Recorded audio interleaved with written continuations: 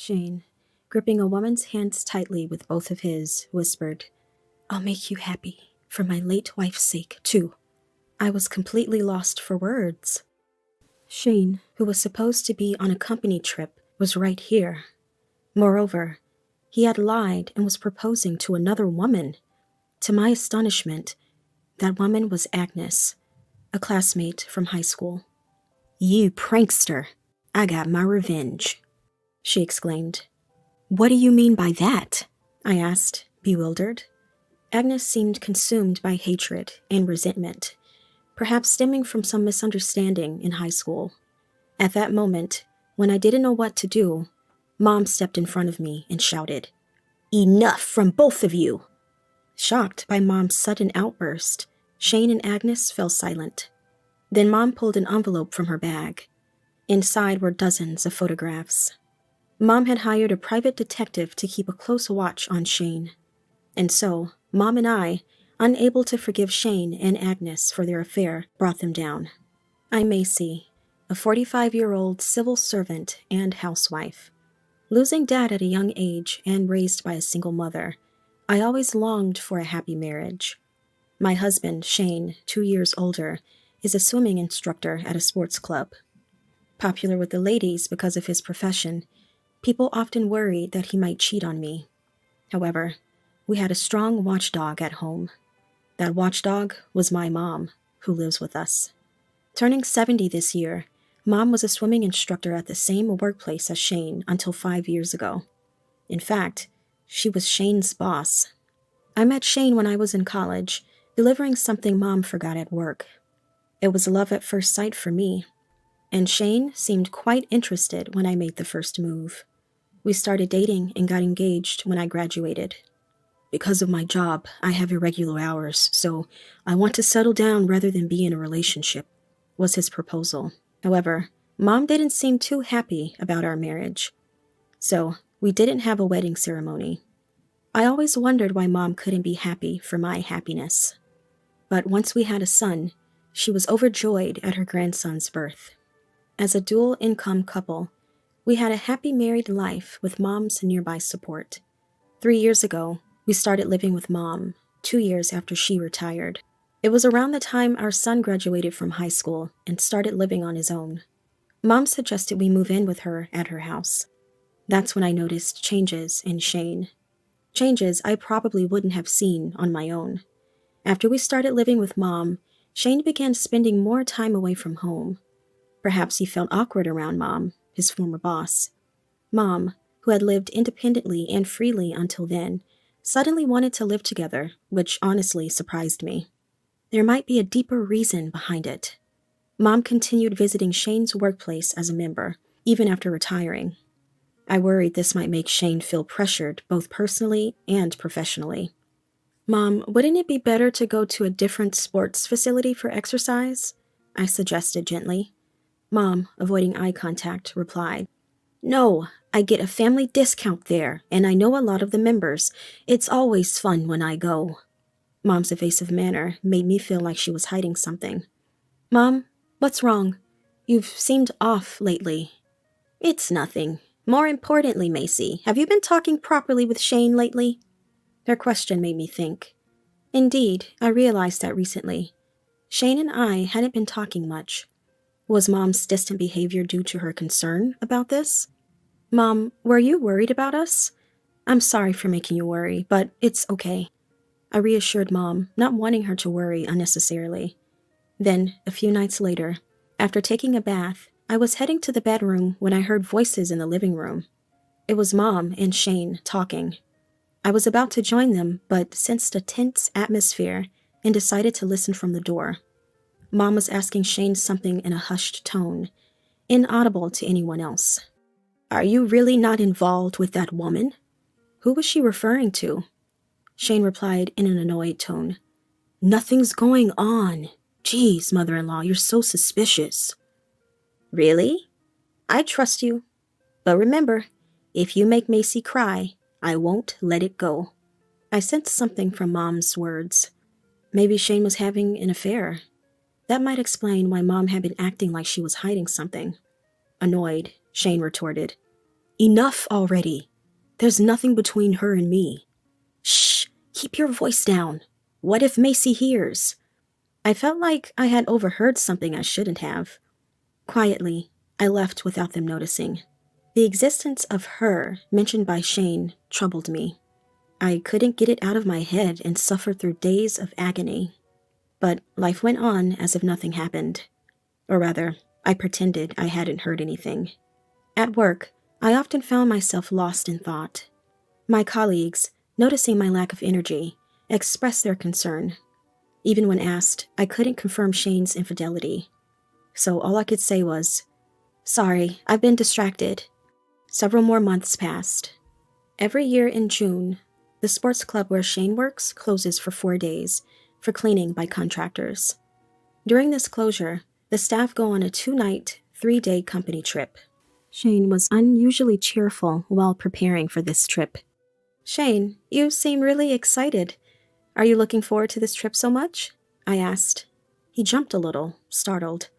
"What? You surprised me, suddenly talking like that." Sorry about that." I hadn't spoken to him suddenly enough to warrant such a reaction. Perhaps our reduced conversations or timing issues were to blame. I didn't think too much about Shane's response. On the day of the trip, after Shane left early in the morning, Mom spoke to me. "The company trip coincides with the weekend this year, Macy. Since your husband is away, why don't we, mother and daughter, enjoy ourselves for a change?" "That sounds good. Let's do that." Then Mom opened a flyer. It was for a fancy restaurant nearby. "Actually, I've made a reservation for 2 for tomorrow night. Let's treat ourselves to a little luxury." I was surprised Mom had prepared all this. It was a restaurant I'd always wanted to try, so I was looking forward to it. But when the day came, I was about to witness an unbelievable scene. As we entered the restaurant, a waiter led us to our table. There was a secluded window table, partitioned off. There, in a familiar suit, was a man I recognized. It was Shane. Why was he here when he was supposed to be on a company trip far away? He hadn't noticed Mom and me yet. As I was about to call out to him, Mom firmly grabbed my arm and held me back. Looking closely, Shane was with someone, partially hidden by the partition and hard to see, but it seemed to be a woman. Shane was staring intently at her. Then he said something unbelievable. "It's been 5 years since I lost my wife." "Have you had a hard time? Are you starting to think about your own happiness now?" The woman's voice could be heard. But whose wife had died? "Yeah. So, would you consider marrying me?" Shane asked. "Me? Really? With your popularity, I thought you could have someone younger." "No, you're the only one for me. Marry me." Shane proposed to her. "Why? When he has a wife and me?" The woman, overwhelmed with happiness, was audibly crying. "If you're okay with me, I'd be delighted." Then Shane tightly gripped the woman's hands with both of his and whispered, "I'll make you happy, for my late wife's sake." I was utterly confused. Looking at Mom, I saw her frowning deeply, glaring at Shane. "I can't believe this," she muttered. It seemed Mom knew Shane would be here. The woman must be the one Mom had been questioning Shane about. Usually calm, Mom now wore an expression of fury I had never seen before. Then she suddenly stood up and approached Shane's table. What was she planning to do? I watched her actions anxiously. Incredibly, Mom reached for the chair next to Shane and asked, "May I sit here?" Shane, seeing Mom, recoiled in his chair. Linda!" I almost burst out laughing at Shane's panic. He looked shocked, as if thinking, "Why is she here?" Mom then turned to the woman with Shane. "You're the one who joined the sports club for a short while about 3 years ago, right?" "So what if I did?" the woman retorted. I quietly approached from behind Mom and was shocked when I saw the woman's face. Agnes?" It was Agnes, a classmate from high school. We weren't close, but Agnes would come to me when it suited her, like when she wanted mediation with a boy I was friends with.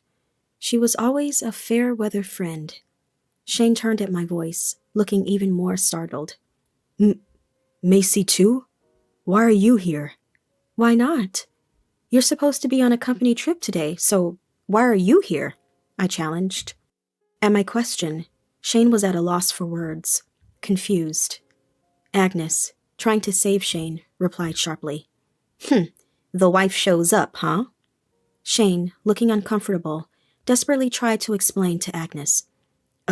Agnes, this is not what it looks like. I know everything already. Huh? Shane seemed panicked, realizing his lie about being a widower was exposed. But Agnes already knew it was a lie, seemingly having played along deliberately. Why did she do that and get involved with Shane? Just as I was about to ask Agnes, she glared at me fiercely. Then she shouted, loud enough for the entire restaurant to hear. I got my revenge on you, you prankster. What do you mean by that? I was momentarily baffled. I hadn't taken anything from Agnes. Seeing my stunned expression, Agnes raised her voice even louder. Stop pretending you don't know, you liar. Agnes yelled with such force that I stumbled backward and fell. What are you talking about? Explain it to me, please, I asked, fearfully mustering my voice. This wasn't just about Shane's infidelity anymore. I racked my brain about high school memories with Agnes. Our interactions were mostly about her seeking relationship advice. Could that be the reason? Suddenly, Agnes grabbed my collar. I won't let you pretend to forget. It was my first love. Agnes, previously angry, now had tears in her eyes. I trusted you to mediate between me and Toby, but next thing I knew, you were with him. Agnes had a crush on Toby, a classmate back in high school. Toby and I were close because we were in the school marching band. Agnes had asked me to mediate between them. It's not like Toby and I were dating. Don't lie. Macy, you said you'd mediate, but then you acted like his girlfriend. I was a fool to trust you. That's a misunderstanding. I tried to clear it up, but Agnes interrupted. Macy, you think it's natural for any guy to be drawn to you because you're friendly. And now, you have such a handsome husband. But you're wrong to think all good men are yours. Agnes seemed consumed by hatred and resentment, perhaps stemming from a high school misunderstanding. Listen, Toby was troubled by your persistent advances. I was just giving him advice. Toby was troubled by Agnes's persistent advances and had asked for my help. But rumors spread that Toby and I were dating, started by girls who were close to Agnes. Bringing this up now might complicate things further. Shane, overhearing our argument and seemingly forgetting his own infidelity scene, commented nonchalantly. Yeah, Agnes, Macy always acts high and mighty, playing the good girl. I don't have any love left for Macy. What? I was shocked to hear Shane's true feelings about me. Overwhelmed, I collapsed on the spot. Shane and Agnes, seeing this, ostentatiously cuddled up to each other. Yeah, you're too good for someone plain like Macy. I approached Shane for revenge, but now I've lost interest in such a woman, right? That's right. You've been single all this time, and despite being the same age, you're much younger and prettier than her, Shane said. Really? I'm so happy. I couldn't marry because of this liar, but now I finally feel happy. The two of them were being affectionate right in front of me. The wife. I was completely at a loss for words. At that moment, when I didn't know what to do, Mom stepped in front of me and shouted, Enough from both of you. Startled by Mom's sudden yell, Shane and Agnes fell silent. Then Mom pulled an envelope from her bag. Inside were dozens of photos. Mom showed one to Shane, asking him seriously, Shane, all these are pictures of you and that Agnes woman entering a hotel. The other photos indeed showed Shane embracing Agnes as they entered a hotel. Shane, panicking, grabbed the photos. When did this? He tried to crumple the photos. Agnes stood beside him, looking arrogant. Mom glared at Agnes accusingly. When you joined the sports club 3 years ago, you were overly friendly with Shane, weren't you? So what if I was? No, just wondering. It seemed like you were targeting Shane from the beginning. Was that the case? None of your business. Agnes's brazen attitude infuriated me. But Mom shook her head at me, indicating I should let her handle it. Mom turned back to Shane and Agnes. Shane, do you understand why I started living with you 3 years ago? Shane, silent and looking down, seemed to realize something. Then Mom explained why she retired from the sports club 5 years ago and continued as a member. It was to keep an eye on Shane, suspecting his infidelity. Shane had always been popular with female staff and members, even after marriage, and seemed to enjoy the attention. Shane has been like this since he joined the club. I hoped he changed after getting a family, which is why I opposed your marriage, Macy. I remember telling Mom about marrying Shane. That's why she didn't look happy. Shane had been a doting father, seemingly family-oriented, even if he was popular outside. But things changed 3 years ago, when our son left for university. Shane started spending less time at home. Mom then looked at Agnes. Agnes, since you joined, Shane's behavior changed. He used to enjoy special treatment, but suddenly he became quiet, which seemed even more suspicious. Mom had been suspicious that Shane was having an affair with Agnes for some time. That's why she moved in with us, to keep an eye on Shane, and even hired a detective. Mom, these photos are from the detective you hired, aren't they? Yes, I made sure you wouldn't notice. As Mom and I were talking, Agnes suddenly burst into laughter. That's some extreme overprotectiveness for your daughter. Be quiet, Mom snapped back, causing Agnes to momentarily shut up. Then Mom, facing Shane with a stern expression, asked, After all my warnings not to make Macy cry, why did you get involved with this woman? Shane, glancing at Agnes, answered Mom's question. It was boring with Macy. Boring? Yes. I was never confident about supporting a family. You know the pay in this industry is low, right? So I thought marrying Macy, a public servant, would ease our living conditions. How is that relevant? We just don't get along. Maybe it was a mistake to choose a woman based on conditions alone. Hearing Shane, I felt nauseous. He married me just because I had a stable job? While I was reeling from shock, Agnes twisted the knife. That's right. Macy has always been just a boring, serious person. No wonder Shane got bored. Agnes seemed oblivious to her position. Furious, I yelled at her. Agnes, do you even understand your position? How dare you act so high and mighty after stealing someone's husband? Yes, we'll demand compensation from you for the affair, Agnes. Yikes! Agnes shuddered at the mention of compensation for the affair. It's a just consequence for her actions as the other party in an affair. Agnes, you may have thought this was revenge against me, but legally, I have the right to claim compensation for the affair. Agnes probably hadn't thought things through. However, she couldn't escape the consequences of her actions. I told him I was considering divorce and would demand compensation from both Shane and Agnes. Shane, seemingly coming to his senses, asked, Wait a minute. What about my life if I divorce Macy? Obviously, you'll have to leave. I'll break up with Agnes. Please overlook this just once. I beg you. Saying this, Shane bowed deeply. Agnes looked at him with a surprised expression, seemingly in panic. Wait, what are you saying? What about me?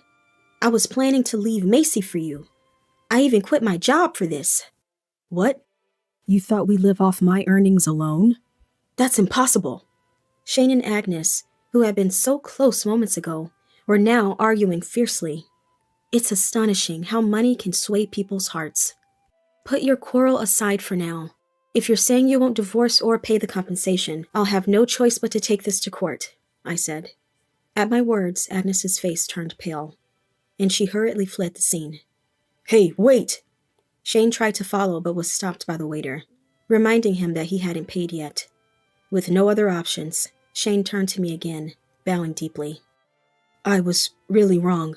You're the only one for me. I swear, I'll never cheat again. Please don't leave me. Shane, on the verge of tears, begged pitifully. The confident, handsome Shane was gone, leaving only despair in me. Why did I ever marry such a man?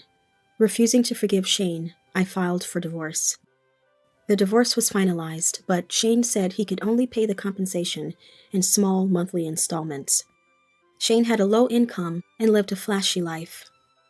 Knowing his low income and lavish lifestyle, I wasn't surprised he had no savings. However, Mom, who still went to Shane's sports club, apparently told the staff about his affairs. The staff there are prohibited from having personal relationships with members. Even if a member had recently resigned, the club's policy remained the same. Even former members' details stay in the records for 5 years. Mom seemed to have spread the word about Shane's affairs among the other members. It turned out Shane wasn't only involved with Agnes, but had affairs with several younger female members. It was a classic case of walls have ears. In a job dealing with many customers, bad deeds don't go unnoticed. Shane, caught for his numerous affairs, was fired. He then contacted me, asking to wait for the divorce compensation payments. But showing sympathy would mean my defeat. Mom and I went to Shane's apartment and demanded that he pay the full amount immediately, even if it meant borrowing money. If he couldn't pay, I threatened to take him to court again. Shane retorted as if fighting back. "It's not my fault I lost my job. Macy's mom snitched on me." He blamed Mom for his own infidelity in firing, showing no remorse. But Mom seemed prepared for this reaction. "I knew you'd say that, but the staff already knew about your affairs. They have been discussing firing you for a while now." "What? Staff meetings? I never heard anything about that." "Of course. They discussed it while you weren't there. I only revealed your affair when asked by the staff. It's only because they cared for me, your family, that you weren't fired sooner. Now that we're divorced, there's no need for them to hold back." Shane was stunned, realizing he couldn't blame anyone else. I'm sorry. I'll pay the divorce compensation right away." Shane paid the full amount after borrowing money. Now, his life would be difficult, but that was no longer my concern. My son, in his final year of university with a job lined up, didn't need his father anymore. When I told my son about the divorce, he too was appalled by Shane. Shane ended up alone, abandoned even by his son. But there was still the issue of Agnes. She had fled, and I needed to claim compensation for the affair. Shane didn't know her contact details. She likely changed her phone number. However, I had another way to contact Agnes, our high school yearbook, which listed everyone's addresses and phone numbers. It's unclear if Agnes still lives at her parents' home. I sent a demand letter to Agnes's home address listed in the yearbook. Soon, Agnes's mother called me. Agnes was living at home, and her mother opened the letter by mistake and was shocked. Agnes wouldn't explain anything, so her mother called me, worried. I explained everything to Agnes's mother, who apologized profusely over the phone. The voice on the other end was so apologetic that I felt embarrassed myself. Days later, Agnes's parents visited my home, paying the compensation for their daughter's affair. They apologized deeply, but Agnes herself was absent. "We're terribly sorry for our daughter's actions. We told her to come, but she refused. We apologize," they said, bowing politely. Agnes called us overprotective, yet she put such a burden on her parents without showing her face. Agnes seems overly sheltered herself. Yet, her parents promised to make her repay the compensation. It's only right for an adult to take responsibility for their actions.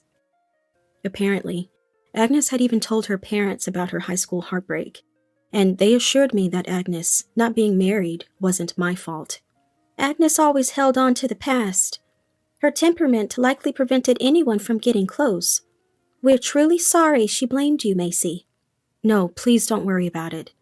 Her parents seemed genuinely kind. I had been troubled by Agnes's accusation, but their words gave me relief. Later, Agnes's parents contacted me again. Agnes had left home. She had refused to pay the compensation they had fronted for her. How childish can she be? When her dad got angry, she yelled, "I hate you, Dad," and left crying, and with nowhere to go. Meanwhile, Shane struggled to find a new job after being fired. His lack of experience outside swimming instruction was a problem. Shane had to work and repay debts. He had to work multiple part-time jobs, including at a grocery store and a family restaurant. Despite being a previous instructor, his new job was a challenge. He was used to being treated specially, but now struggled with customers' attitudes. Shane often sent me messages complaining about minor issues. Therefore, I keep getting updates on Shane's situation whether I like it or not. However, there are times when he doesn't contact me for a while. Occasionally, he'd excitedly mention attractive female customers, showing he hadn't changed. He even got fired for making advances towards a customer. Shane, a good swimmer, seemed to drown in love. It's no surprise he couldn't hold a job in such a state. Desperate, Shane called me, asking to get back together. "Macy, let's try again. I can't live without you." Exhausted by his behavior, I blocked all his contacts. Then Agnes' parents reached out again. Agnes had moved in with a man she met on social media. She couldn't live alone. The man, divorced, had a son who unexpectedly moved in with them. The son had dropped out of high school and didn't work. It seems Agnes started working part-time, but all her earnings were taken by the son. Frustrated, Agnes returned to her parents' home. However, she begged her parents to cover not only the compensation for the affair with me, but also her living expenses. Even her patient parents reached their limit and completely severed ties with Agnes. Agnes, disowned, tearfully went back to the man's place. Meanwhile, after my divorce, I've been living happily with Mom. To avoid Shane's intrusions, we sold our old house and moved to a new place far away, effectively cutting ties with him. Mom, even in this new place, wants to continue her active hobbies. So I've been joining her in visiting various sports facilities nearby. We found one that Mom particularly likes, featuring a spacious training gym, a pool, and even a large bath with a sauna and hot stone therapy. I decided to join the club, invited by Mom. Until now, my life was hectic with work and household chores. But from now on, I plan to fully enjoy my hobbies and my own time.